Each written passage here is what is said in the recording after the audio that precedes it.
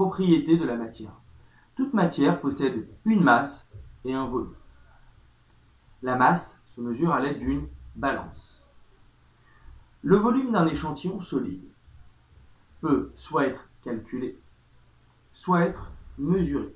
Pour mesurer le volume d'un échantillon, nous allons utiliser une éprouvette remplie d'eau. Nous y insérons notre échantillon et l'élévation de l'eau constitue le volume de notre échantillon. Pour différencier la matière, nous allons utiliser des propriétés comme la densité ou la conductivité électrique. La matière peut subir un changement d'état, qui est une transformation physique.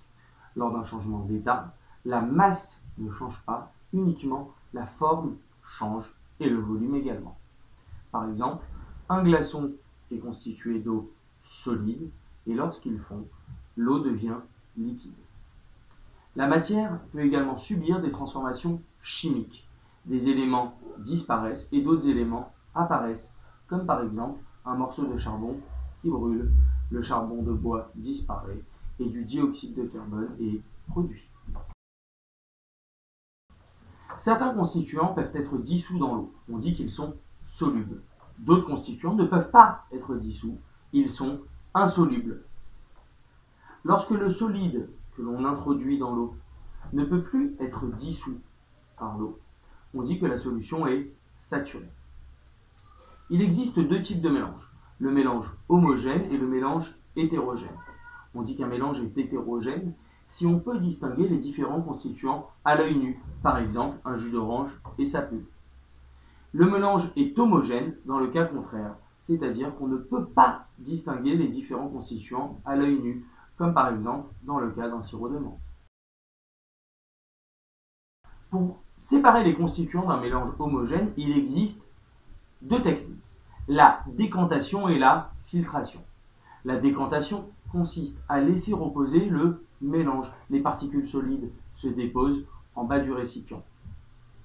Au bout d'un certain temps, lorsque les particules se sont déposées en bas du récipient, nous pouvons transvaser le liquide délicatement dans un nouveau récipient.